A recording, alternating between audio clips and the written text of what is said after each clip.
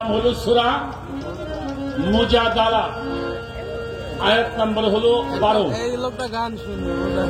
আমার রসুল যখন তোমাদের গৃহে যায়, আমার রসুল যখন তোমাদের গৃহে যাবে, তোমরা চুপে চুপে তাদের কিছু সম্মান দিবে, যেটাকে নজরানা বলা হয়।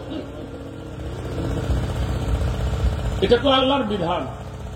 যুগের হক্কানি আলেম, যুগের হক্কানি আলেম, সুফিদের পীর মাশায়েখ, এদেরকে এই সম্মান করার জন্য আল্লাহ পাক বিধান দিয়েছেন। আপনি যখন একটা কথা বললেন, রাখো রাখো রাখো রাখো, আর একটা কথা আপনাকে বলে যাই, এটা সূরা হুজরাত পড়বেন ভালো করে। সূরা হুজরাতের 2 নম্বর আয়াতটা পড়বেন। আল্লাহর রসুলের সামনে আবু বকর সিদ্দিক আর হযরত উমর ইবনুল খাত্তাব রাদিয়াল্লাহু তাআলা আনহু বসা। বনি তামিম গোত্রের একজন মানুষ এসে বলল, ইয়া রাসূলুল্লাহ, আমাদের অঞ্চলে অনেক লোক ইসলাম গ্রহণ করেছে, একজন নেতার দরকার। এই যে খলিল বানায় না বড় বড় দরবারে, এই গ্রামে অমুকের দায়িত্ব, ওই গ্রামে অমুকের দায়িত্ব, তো একজন নেতা বানাই দেন। তা আবু বকর রসুল চিন্তা করতেছে কারে পাঠাবো। আবু বকর সিদ্দিক যারাই একজন নাম প্রস্তাব করলেন। হযরত ওমর বললেন, না, তোমারটা হবে না, উনি একজন নাম প্রস্তাব করলেন। রসুল পাক কিন্তু বসা। এই দুজনের মধ্যে তর্ক শুরু হয়ে গেল। এই কাজটা কি ভালো হইল? হ্যাঁ, কাজটা ভালো হইল। তো যখন তর্ক করতে করতে দাঁড়ানোর একটা ভাব, বসা মানুষ দাঁড়ায় যাবে, তখন আল্লাহ পাক সূরা হুজরাত নাযিল করলেন, হে রাসূল, আপনি বলে দিন, যারা আপনার সামনে বসে আপনার কণ্ঠের চাইতে উঁচু কণ্ঠে কথা বলবে, তাদের আমলগুলি ছিনিয়ে দেওয়া হবে। কি করা হবে? তাদেরকে মুনাফিকের খাতায় নাম যাওয়ার সম্ভাবনা আছে। দুইজন চুপ হয়ে গেলেন। এরপরে এই আয়াতের তাফসিরে আল্লাহ বলতেছেন, রসুল পাকের জীবদ্দশায় থাকা অবস্থায় যেমনি তাকে তাজিম করা হতো, সম্মান করা হতো, শ্রদ্ধা করা হতো, ভক্তি করা হতো, আজও রওজা পাকের সামনে গিয়ে ছোট্ট ভাষায় কথা বলতে হবে।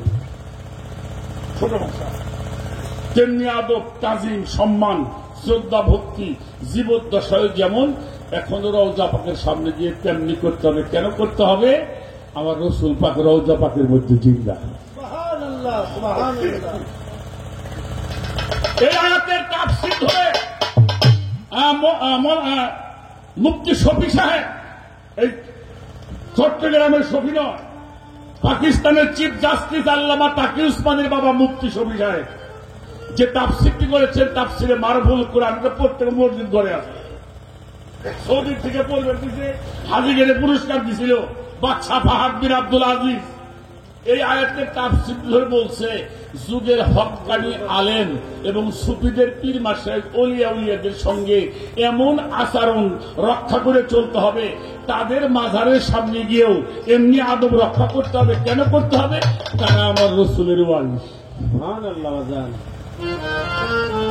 বুঝতে পারছেন তো? এটা তো কোরআন শরীফে এই আদব, এই তাজিম, এই সম্মান। কিন্তু আমাদের দেশে এটা যারা বলবে তারা এটা বলছে না।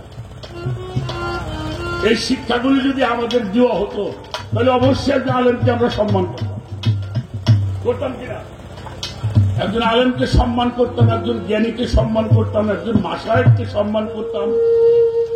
কারণ তুমি সম্মান না দিলে তো সম্মান তুমি পাবে